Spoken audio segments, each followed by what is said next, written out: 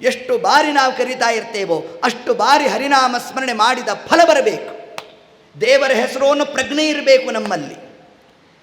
ಅದರಂತೆ ಅಜಾಮಿಳ ಆ ಕಾರ್ಯವನ್ನು ತಾನು ಮಾಡಿದ್ರೂ ಕೂಡ ಒಂದು ಪುಣ್ಯ ಅವನಿಗೆ ತಲೆ ಕಾಯ್ತಾ ಇತ್ತು. ಯಾವುದದು? ತನ್ನ ಮಗನಿಗೆ ನೇರವಾದ ಪರಮಾತ್ಮನ ನಾಮೋಚ್ಚಾರಣೆಯಿಂದಲೇ ಕರಿತಕ್ಕಂತಹ ಆ ನಾಮವನ್ನೇ ತಾನು ಧಾರಣೆ ಮಾಡಿದ್ದ. 98 ವರ್ಷ ಆಗಿತ್ತು, ಮರಣಶೀಲನಾಗಿದ್ದಾನೆ. ತದಾ ಪ್ರಾಪ್ತೋ ಏತತ್ ಕಾಲಕ್ಕೆ ಯಮದೂತರು ಬಂದ್ಬಿಟ್ರಂತೆ. ಹೇಗಿದ್ದಾರಾದರೂ ವರ್ಣನೆ ಕೇಳಿದ್ರೆ ಭಯ ಆಗ್ತದೆ ನಮಗೆ. ಕಾಕಕೃಷ್ಣವು ಅತ್ಯಂತ ವಿಕಾರವಾದ ರೂಪ ಧಾರಣೆ ಮಾಡಿದ್ದಾರೆ. ಊರ್ಧ್ವಕೇಶವು ಕೂದಲ ನಿಂತಿದೆಯಂತೆ. ನಖಾಯುಧವು ಅವರ ಒಂದೊಂದು ನಖಗಳೇ ಆಯುಧದಂತೆ ತೋರ್ತಾ ಇತ್ತಂತೆ. ನೋಡಿ, ಇದಕ್ಕೆ ನಮ್ಮ ಅಂತ್ಯಕಾಲದಲ್ಲಿ ಯಮದೂತರು ತಾವು ಬರೋಣ, ಬಂದು ಅವರ ನಖಗಳ ದರ್ಶನ ನಮಗೆ ಆಗಬಾರದು ಅಂತಂದರೆ ಇದಕ್ಕೆ ಮಧ್ವಾಚಾರ್ಯರು ಒಂದು ಉಪಾಯವನ್ನು ಕೊಟ್ಟಿದ್ದಾರೆ ನಮಗೆ. ಏನದು ಅಂತಂದರೆ, ನರಸಿಂಹದೇವರ ನಖದ ಚಿಂತನೆ ಮಾಡಬೇಕಂತೆ. ಅಂದರೆ ನರಸಿಂಹದೇವರ ಉಗುರಿನ ಚಿಂತನೆ. ಯಾಕೆ?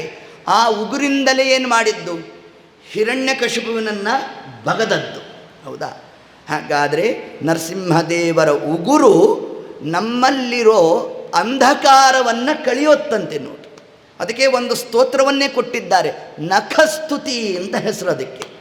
ಆ ಸ್ತೋತ್ರದಲ್ಲಿ ಹೇಳ್ತಾ, ಪಾಂತ್ವಸ್ಮಾನ್ ಪರೋಹೂತ ವೈರಿ ಬಲವನ್ ಮಾತಂಗಮಾದ್ಯದ್ಘಟ ಕುಂಭೋಚ್ಛಾದ್ರಿ ವಿಫಾಟನಾಧಿಕಪಟು ಪ್ರತ್ಯೇಕ ವಜ್ರಾಯಿತಾ. ನರಸಿಂಹದೇವರ ಒಂದೊಂದು ಉಗುರು ವಜ್ರಾಯುಧಕ್ಕೆ ಸಾದೃಶ್ಯ ಅಂತ ತಿಳಿಸ್ತಾರೆ. ಪ್ರತ್ಯೇಕ ವಜ್ರಾಯಿತಾ ಹೀಗೆ ಹೇಳ್ತಾ, ಪ್ರಧ್ವಸ್ತಧ್ವಾಂತ ಶಾಂತ ಪ್ರವಿತತ ಮನಸ ಭಾವಿತ ನಾಕಿರುಂದೈ. ಯಾವ ನರಸಿಂಹದೇವರ ಉಗುರಿನ ಚಿಂತನೆಯನ್ನು ಮಾಡಿರ್ತಾರೋ ಅವರ ಹೃದಯದಲ್ಲಿರುವ ಅಂಧಕಾರ, ಯಾವುದು ಅಂಧಕಾರ? ಅಜ್ಞಾನಾದಿ ದೋಷಗಳೇನಿದೆ ಅದೆಲ್ಲ ಪರಿಹಾರ ಆಗೋದು ಯಾವುದರಿಂದ? ನರಸಿಂಹದೇವರ ಉಗುರಿನ ಚಿಂತನೆಯಿಂದ. ಇದು ದೇವರಲ್ಲಿ ಇರ್ತಕ್ಕಂತಹ ಒಂದು ಮಹಿಮ. ನಮ್ಮಲ್ಲಿ ಯಾವುದು ದೋಷವೋ ಅದು ದೇವರಲ್ಲಿ ಗುಣ. ನಮ್ಮನ್ನು ಬೈಯುವ ಶಬ್ದ ದೇವರನ್ನು ಹೊಗಳುವ ಶಬ್ದ. ಅದು ಹೇಗ್ರಿ? ನಮ್ಮಲ್ಲಿ ಯಾವುದು ದೋಷ? ಉಗುರು ಬೆಳೆಸ್ಕೊಂಡು ಹೋದರೆ ವೈದ್ಯರ ಹತ್ರ ಹೋಗಿ ಅವರೇನಂತಾರೆ? ಮೊದಲು ಇದನ್ನು ಕತ್ತರಿಸ್ರಿ, ಅದಕ್ಕೆ ನಿಮ್ಮ ಕಾಯಿಲೆ ಅಂದ್ಬಿಡ್ತಾರೆ. ಹೌದಾ ಇಲ್ವೋ? ಅದರಿಂದ ಉಗುರು ಮುಂದೆ ಬಂದರೆ ಅದು ವಿಷ. ಆದರೆ ಪರಮಾತ್ಮನ ಉಗುರು ಅದೇ ಗುಣ. ಇದೇ ಜೀವರಿಗೂ ಪರಮಾತ್ಮನಿಗೂ ಇರ್ತಕ್ಕಂತಹ ಭೇದ. ಜೀವ ಈಶ ಭೇದ. ಪರಮಾತ್ಮ ಗುಣಪೂರ್ಣ, ದೋಷರಾದ ಅದ್ಯಾಪಿ ಜೀವರಾದ ನಾವು ದೋಷಯುಕ್ತರಾಗಿದ್ದೇವೆ. ಈ ಒಂದು ಅಂಶವನ್ನೇ ಮಧ್ವಾಚಾರ್ಯರು ತಾವು ನರಸಿಂಹದೇವರ ಸ್ತೋತ್ರವನ್ನು ಮಾಡ್ತಾ, ಆ ನರಸಿಂಹದೇವರ ನಖಗಳ ಚಿಂತನೆಯನ್ನು ಯಾರು ಮಾಡ್ತಾರೋ ಅಂಥವರಿಗೆ ಅಂತ್ಯಕಾಲದಲ್ಲಿ ಯಮದೂತರು ತಮ್ಮ ನಖಗಳ ದರ್ಶನವನ್ನು ಮಾಡಿಸೋಲ್ವಂತೆ. ಇಷ್ಟು ಫಲವನ್ನಿಟ್ಟಿದ್ದಾರೆ ಅದರಲ್ಲಿ. ಆದರೆ ಅಜಾಮಿಳ ತಾನು ಮರಣಸಕ್ತನಾಗಿ ತಾನು ಅಲ್ಲಿ ಮಲಗಿರೋ ಕಾಲಕ್ಕೆ ತದಾ ಪ್ರಾಪ್ತು ಯಮದೂತರು ಬಂದಿದ್ದಾರೆ. ಪಾಶದಂಡವು ಕೈಯಲ್ಲಿ ಪಾಶ ದಂಡಾದಿಗಳನ್ನು ಧಾರಣೆ ಮಾಡಿದ್ದಾರಂತೆ.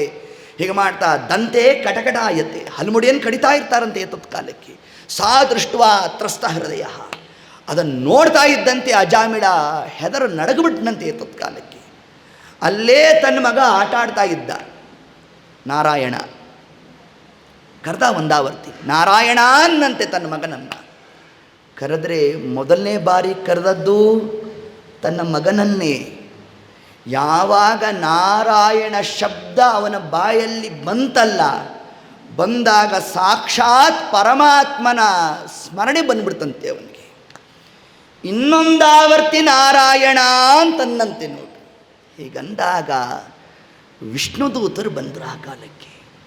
ಬಂದು ಯಾವ ಯಮಭಟರು ತಾವು ಮರಣ ಪಾಶವನ್ನು ಹಾಕಿದ್ರೋ ವಿಷ್ಣುದೂತರು ಅದನ್ನು ತುಂಡರಿಸಿದ್ರಂತೆ. ಯಮದೂತರು ಆಶ್ಚರ್ಯಪಟ್ಟು ನೋಡಿದ್ರು. ಇದುವರೆಗೂ ನಮ್ಮ ಪ್ರಾಜೆಕ್ಟ್ ಫೇಲ್ಯೂರು ಅಂತಲೇ ಇರಲಿಲ್ಲ, ನಾವು ಪಾಶ ಹಾಕಿದ್ವಿ ಅಂದರೆ ಕಥೆ ಮುಗೀತು ಅಂತಲೇ ಅರ್ಥ. ಇವತ್ತು ಯಾಕೆ ಹೀಗಾಯಿತು ಅಂತ ನೋಡಿದ್ರು. ಶಂಖಚಕ್ರಧಾರಿಗಳಾಗಿ ವಿಷ್ಣುದೂತರು ಬಂದುಬಿಟ್ಟಿದ್ರು. ಬಂದಾಗ ಕೇಳಿದ್ರು, ಸ್ವಾಮಿ ನೀವು ಯಾಕೆ ಬಂದರೆ ಇಲ್ಲಿ? ಪರಮ ಪಾಪಿಷ್ಟ ಇದ್ದಾನೀತ ಅಂತ ಇಷ್ಟು ಅಂಶವನ್ನು ಹೇಳಿದ್ರೆ, ಆಗ ವಿಷ್ಣುದೂತರಂದರು, ನಿಮ್ಮ ಪ್ರಶ್ನೆಗೆ ನಾವು ಉತ್ತರ ಕೊಡೋಲ್ವೋ, ಹೋಗಿ ನಿಮ್ಮ ಯಾರು ಯಜಮಾನ ಯಮಧರ್ಮರಾಜ ಇದ್ದಾನಲ್ಲ ಅವನನ್ನು ಪ್ರಶ್ನೆ ಮಾಡಿರಿ ಅಂತಂದರು. ಇಷ್ಟೊತ್ತಿಗೆ ಅಜಾಮಿಳ ಸ್ವಪ್ನಾವಸ್ಥೆಯಲ್ಲಿ ನೋಡಿದಂತೆ ನೋಡ್ತಾ ಇದ್ದಾನಂತೆ.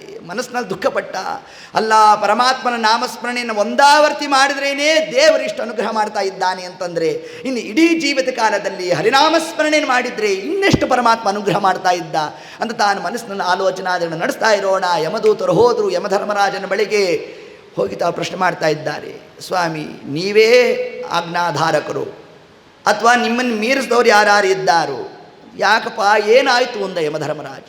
ಎಲ್ಲ ವೃತ್ತಾಂತವನ್ನು ಹೇಳಿದ್ರು. ಇವತ್ತು ನಾವು ಹೋದ್ವಿ, ಪಾಶವನ್ನು ಹಾಕಿದ್ವಿ, ಆ ಪಾಶ ಹಾಕಿದ್ರೆ ವಿಷ್ಣುದೂತರದನ್ನು ತುಂಡರಿಸ್ಬಿಟ್ರು. ವಿಷ್ಣುದೂತರು ಯಾಕೆ ಬಂದರು ಅಂತಂದು ಆಗಂದರು, ಅವನು ನಾರಾಯಣ ಅಂತ ಕರೆದನಂತೆ ಅಂತಂದ್ರಿ. ಆಗ ಯಮದೂತರು ಯಮಧರ್ಮರಾಜ ತಾನು ಹೇಳ್ದ, ಒಂದಾವರ್ತಿ ಯಾರ ಬಾಯಲ್ಲಿ ಹರಿನಾಮಸ್ಮರಣೆ ಬರುತ್ತೋ ಅಂಥವರ ಬಳಿಗೆ ಹೋಗಬೇಡಿ ಎನ್ನಂತೆ ಯಮಧರ್ಮರಾಜ. ಅದನ್ನೇ ಹೇಳ್ತಾನೆ, ಜಿಹ್ವಾನ ಭಕ್ತಿ ಭಗವದ್ಗುಣ ನಾಮಧೇಯಂ. ಯಾರ ಜಿಹ್ವ, ಯಾರ ನಾಲಿಗೆಯಲ್ಲಿ ಒಂದಾವರ್ತಿಯಾದರೂ ನಾರಾಯಣ, ಕೃಷ್ಣ, ಗೋವಿಂದ, ಮುರಾರೇ ಎಂದು ಯಾರು ಸ್ಮರಣೆ ಮಾಡಿರ್ತಾರೋ ಅಂಥವರ ಬಳಿಗೆ ಸರ್ವಥಾ ನೀವು ಹೋಗಬೇಡಿ ಅಂತ ಯಮಧರ್ಮರಾಜ ತಾನನ್ನಂತೆ ಅಂದಾಗ ಯಮದೂತರೆಲ್ಲ ಒಂದು ಪ್ರಶ್ನೆ ಮಾಡಿದ್ರು. ಜಿಹ್ವಾನ ಭಕ್ತಿ ಯಾರು ಅವರ ನಾಲಿಗೆಯಿಂದ ಹರಿನಾಮಸ್ಮರಣೆ ಮಾಡಿರ್ತಾರೆ ಅವ್ರ ಬಳಿಗೆ ಹೋಗಬಾರ್ದು, ಸರಿ. ಅಕಸ್ಮಾತ್ ಆಗಿ ಅವನು ಮೂಕನಾಗಿದ್ದರೆ ಅವನು ಮಾಡೋಕ್ಕೆ ಆಗೋಲ್ಲ, ಹಾಗಾದ್ರೆ ಅವನು ಹೇಳ್ಕೊಂಡು ಬರಬೇಕು ಅಂತ ಪ್ರಶ್ನೆ ಮಾಡಿದ್ರು. ಪ್ರಶ್ನೆ ಮಾಡಿದಾಗ ಆಗ ಯಮಧರ್ಮರಾಜ ಅಂದ, ಚೇತಶ್ಚ ನ ಸ್ಮರತಿ ಚರಣಾರವಿಂದಂ.